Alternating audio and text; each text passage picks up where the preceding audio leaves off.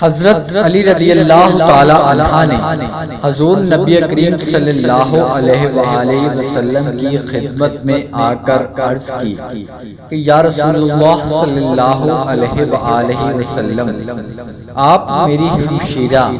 حضرت ام ہانی رضی اللہ تعالی عنہ سے شادی کر لیں۔ حضرت ام ہانی حضور صلی اللہ علیہ وآلہ وسلم کی چچا زاد بہن تھی۔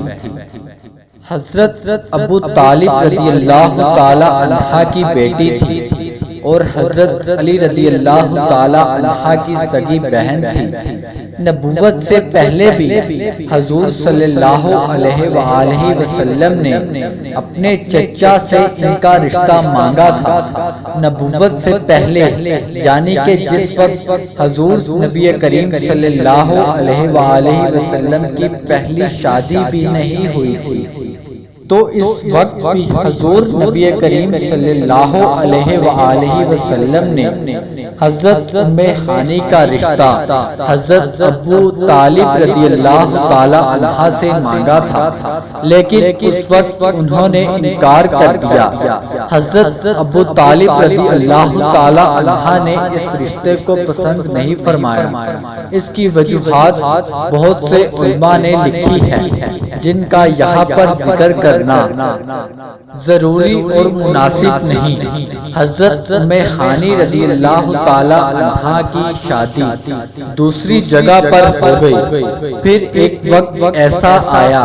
کہ جب آپ بیوہ ہو گئی، حضرت علی رضی اللہ تعالی عنہ کی بڑی خواہش تھی کہ اگر ان کی شادی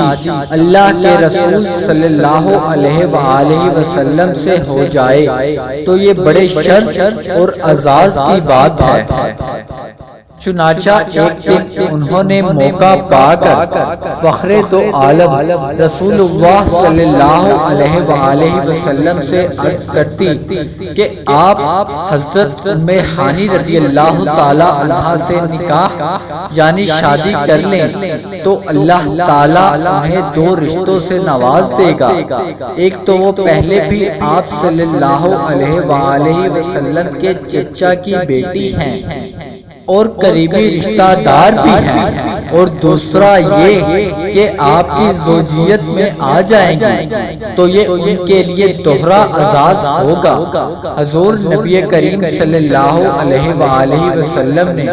حضرت علی کے اس مشورے کو پسند فرمایا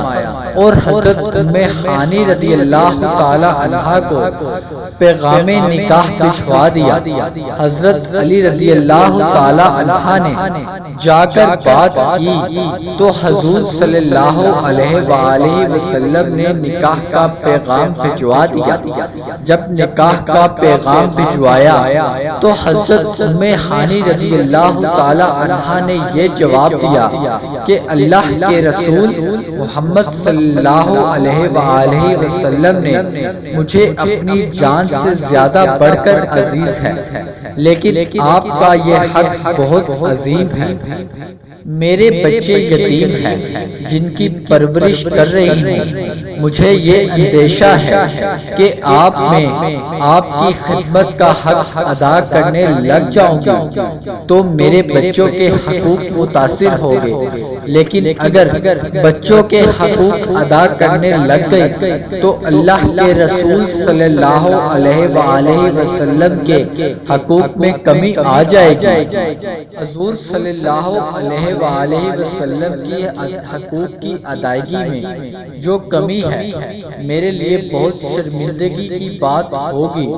حضرت محمد صلی اللہ علیہ وآلہ وسلم نے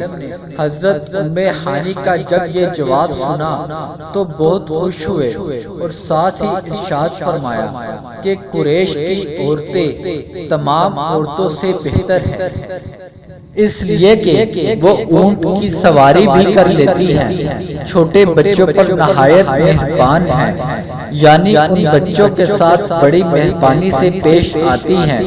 اور اپنے شوہروں کے کاموں پر بھرپور توجہ رکھنے والی ہے۔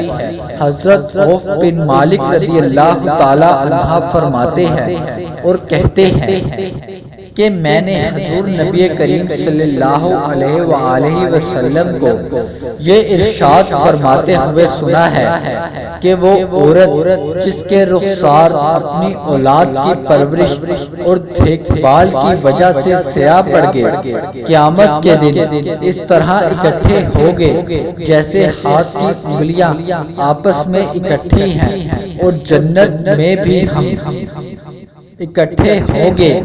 یعنی جب ایک بیوہ اپنے جذبات پر قابو پا کر اپنے یتیم بچوں کی پرورش کرنے کی وجہ سے دوسرا نکاح نہیں کرتی تو یہ اسے بشارت اور خوشخبری دی گئی ہے حضور نبی کریم صلی اللہ علیہ وآلہ وسلم کی طرف سے قیامت کے دن اسے میرا انتہائی قرب حاصل ہوگا۔